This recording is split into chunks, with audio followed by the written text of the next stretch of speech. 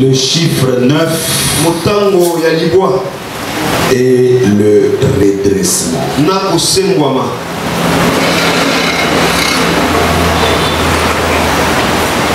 Le chiffre 9 motango ya libwa et le redressement. na kosengwama. Quelqu'un était en train de s'inquiéter, mais papa, le mois de septembre, tu ne nous ouvres pas les choses qui sont cachées dans le chiffre 9.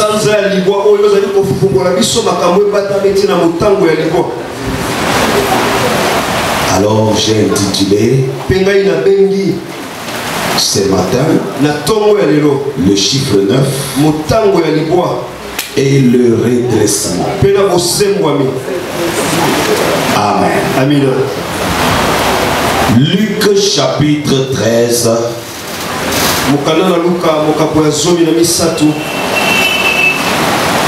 Du 10e au 17e verset. Suivons la lecture. Je lis au nom de Jésus. Amen. Jésus enseignait dans une des synagogues les jours du sabbat. Et voici, il y avait là une femme possédée d'un esprit qui la rendait infirme depuis 18 ans. Elle était courbée et ne pouvait pas du tout se redresser. Lorsqu'il la vit, Jésus lui adressa la parole et lui dit: Femme, tu es délivrée de ton infirmité. Et il lui imposa le main. À l'instant, elle se redressa et glorifia Dieu.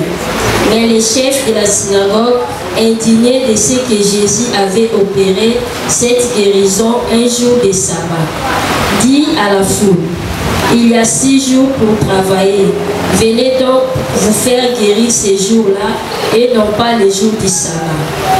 Hypocrite, lui répondit le Seigneur, est-ce que chacun de vous, les jours du sabbat, ne détache pas de la crèche son bœuf ou son âne pour le mener boire? Et cette femme qui est une fille d'Abraham et que Satan tenait liée depuis 18 ans, ne fallait-il pas la délivrer de cette chaîne les jours du sabbat?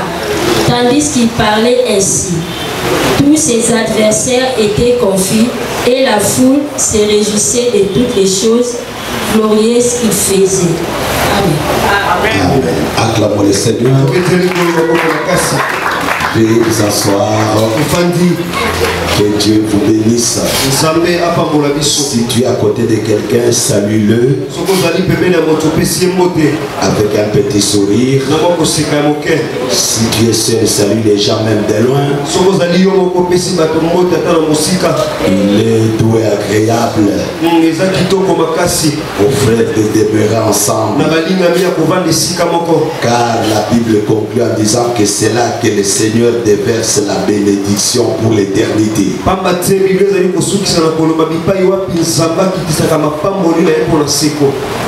Amen. Amen. Le texte que nous venons de lire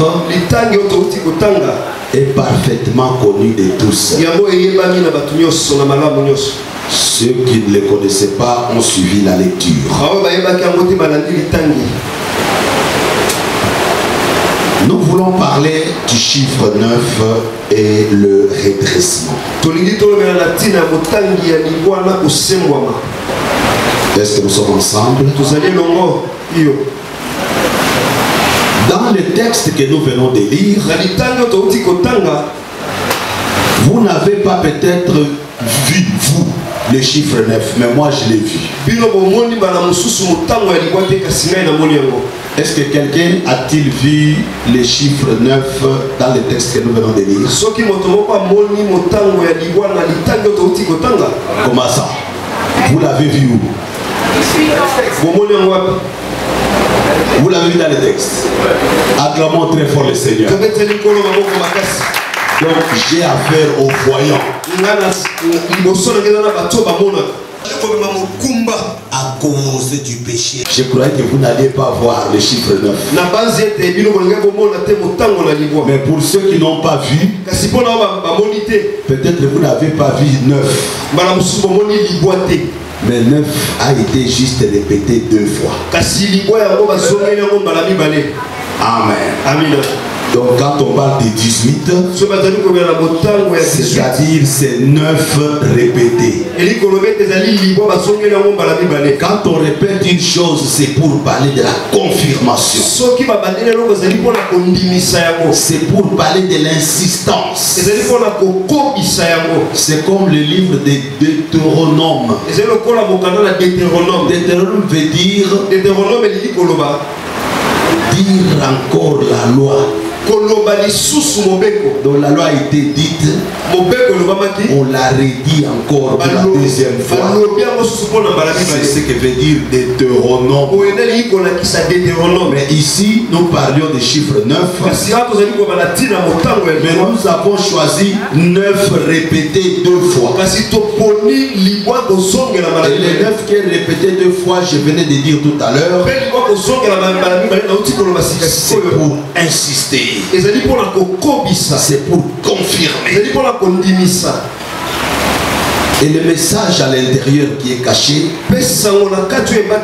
dans les chiffres 9 répétés,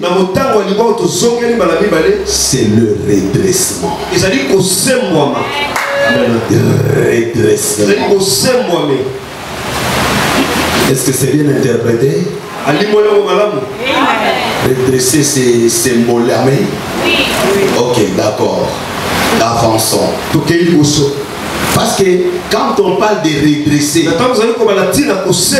fait, on cherche à rendre droit une chose qu'il avait été aussi auparavant.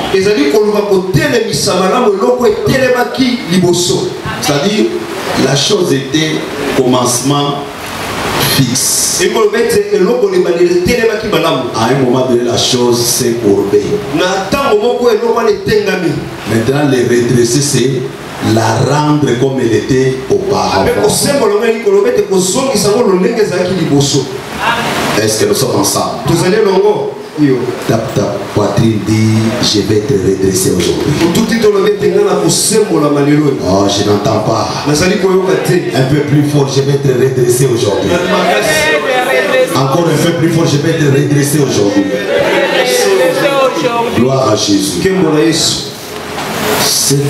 J'ai préparé un long enseignement sur ça. Je pense, je vais me débrouiller pour m'arrêter là où je vais m'arrêter. Parce que ce que j'ai prévu, ça peut prendre beaucoup de jours. L'histoire de Luc chapitre 13, très bien connue de tous. Jésus était en train d'enseigner dans une des synagogues. Il y avait beaucoup de synagogues, mais il était dans une synagogue ces jours-là.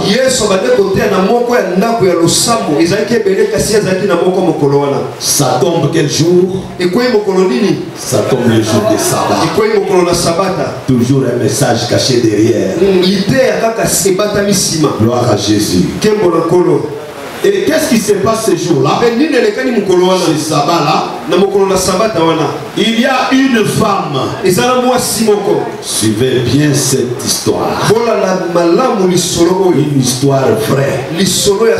Une histoire qui a existé.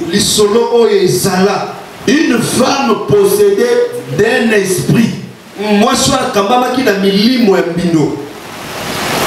Un esprit. Qu'est-ce que faisait cet esprit? Cet esprit la rendait infirme. Et c'est là pendant combien de temps? Pendant 9 fois 2. 9 fois 2. Et cette femme pendant 18 ans, comment elle marchait? Elle marchait comme ça. Comme ça. 24 heures sur 24. Même quand il doit dormir, elle va dormir toujours avec la même position. Parce que son dos était courbé. Il y avait une bosse qui est allée s'asseoir là-bas. Et elle ne pouvait pas se redresser. Et c'est là pendant 18 ans. Dis avec moi 18 ans. 18 ans. Je ne sais pas ton problème a fait déjà combien de temps.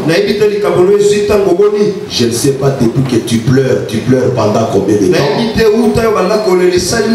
Mais je veux que ce matin, que tu viennes avec moi dans la Bible, que tu puisses penser à cette femme qui est restée courbée pendant 18 ans. Est-ce que nous sommes ensemble? Parfois ton problème n'a fait qu'une année.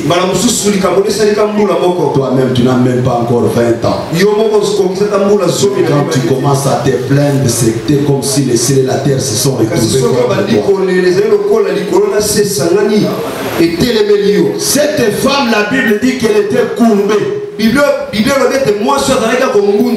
Elle ne pouvait pas du tout se redresser. Voilà. Le chiffre 9 est le redressement. Cette femme était courbée et ne pouvait pas se redresser. Alléluia. Amen. Mais une bonne nouvelle pour elle, c'est qu'il fallait un jour qu'il puisse exister le chiffre 9. Le chiffre 9 a comme mystère le redressement. Tout ce qui était courbé, ce qui pouvait être impossible de se relever, quand on arrive au chiffre 9, ça doit se redresser. Amen. J'ai un ami là qui dit toujours, quand quelqu'un a déjà 50 ans, c'est difficile. Difficile, mais tu peux donner ça. Ecclésiaste, le premier chapitre, qui nous dit le 15e verset. Suivons la lecture. Je lis au nom de Jésus. Ce qui est courbé ne peut se redresser. Amen. Amen. Soukawana, dans sa première partie. Tu peux t'asseoir. Ce qui est courbé ne peut se redresser. Est-ce que quelqu'un est avec moi? Demande à ton voisin, est-ce que tu es avec papa? Il a dit quoi? Comme il est là, est-ce qu'il a aussi suivi comme moi ce qu'a dit Ecclésiaste?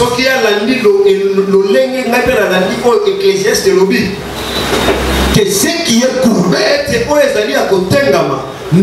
peut se redresser. Là, gardez un peu en esprit ce qui s'est passé avec la femme là de 18 ans. Gardez ça un peu à côté. Maintenant, rentrons ici. Nous sommes dans la loi. La loi nous dit que ce qui est courbé ne peut se redresser.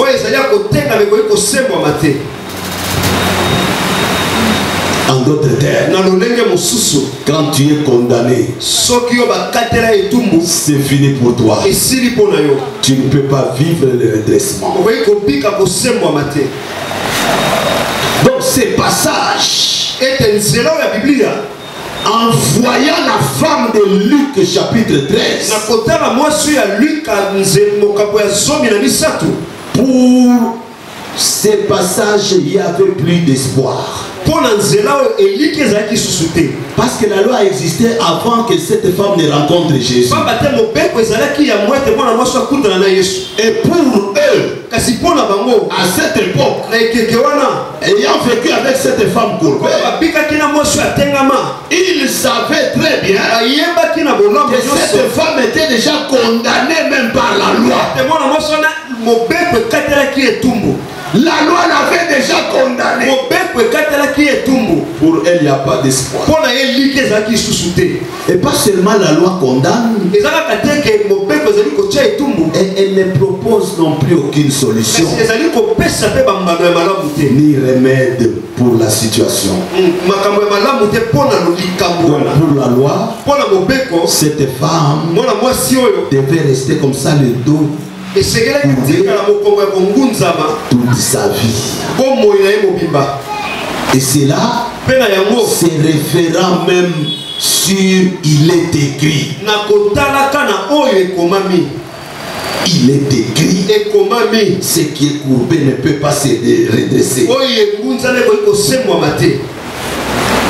Est-ce que nous sommes ensemble? Et cette femme a vécu sous cette loi-là. Toujours Ecclésiaste, il va poser une autre question merveilleuse.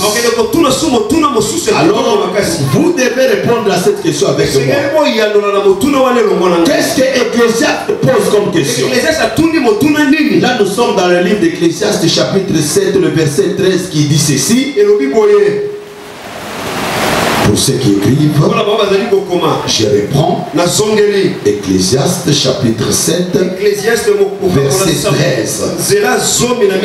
Une question est posée. Regarde l'œuvre de Dieu.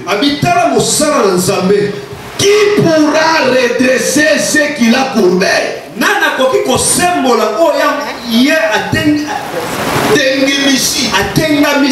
Voilà. Donc, Ecclésiaste, après avoir confirmé, dans le premier chapitre, le 15e verset, que ce qui est courbé ne peut pas être redressé. Pour Ecclésiaste, cette femme-là est condamnée à rester comme ça toute sa vie. Le même Ecclésiaste va poser maintenant la question. Qui pourra redresser ce qu'il a courbé? Il a posé seulement la question. Maintenant, nous allons donner la réponse à cette question dans ces textes en parlant. Parce qu'avant d'arriver à la réponse proprement dit, toujours dans la loi, il y a maintenant les psaumes qui vont aussi lever les tons, allant dans un sens apparemment contraire à celui d'Ecclésiaste.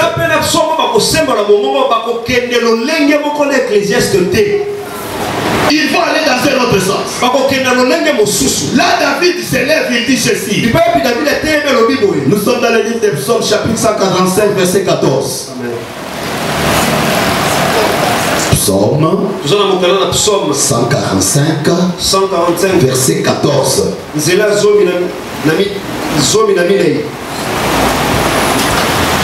Je lis au nom de Jésus. Amen. L'Éternel soutient tous ceux qui tombent et il redresse tous ceux qui sont courbés. Amen.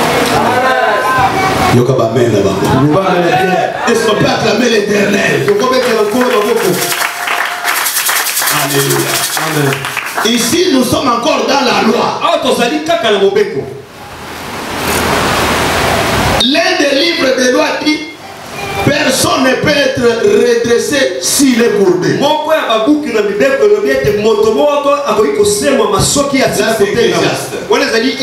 pose la question: qui peut être redressé? Et la question reste pendue.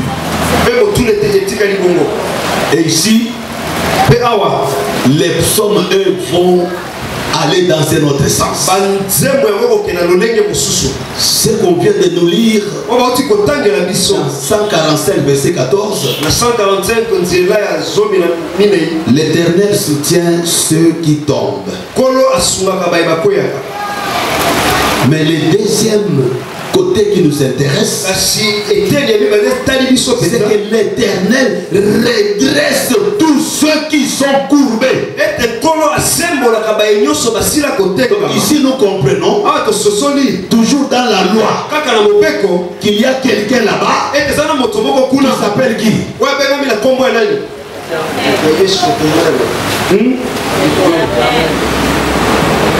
Répondez-moi. Nous sommes dans la loi. Il y a quelqu'un qui s'appelle comment?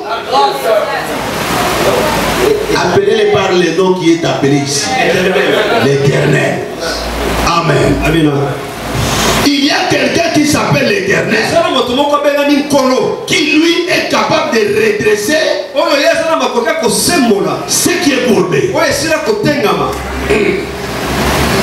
Oui, la Bible, comment se contredire ton dégât? Est-ce que la Bible peut-elle se contredire? Écoute ce que confirme encore Psaume. Ici c'est la guerre des psaumes contre Ecclésiaste. Est-ce qu'ils se contredisent ou ils se soutiennent? 146 verset 8. Toujours les psaumes. 146, le 8e verset. L'Éternel ouvre les yeux des aveugles. L'Éternel redresse ceux qui sont courbés. L'Éternel aime les justes. Amen.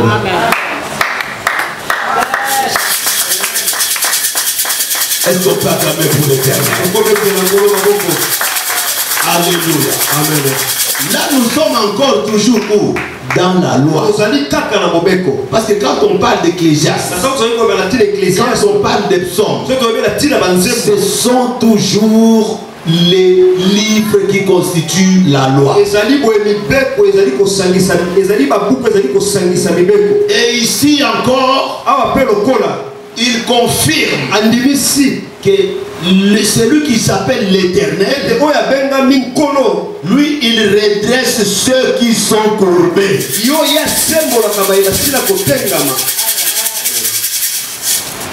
Là nous comprenons qu'il y a quand même quelqu'un seul qui s'appelle l'Éternel, qui est digne, il est capable de redresser tous ceux qui sont courbés. Est-ce que nous sommes ensemble? Pendant qu'Ecclésiaste déclare que cela est impossible de redresser ce qui est courbé, mais les deux psaumes eux disent que seul l'Éternel redresse. Dites amen que j'avance. Mais comment ça? Est-ce que les psaumes disent-ils Ecclésiaste?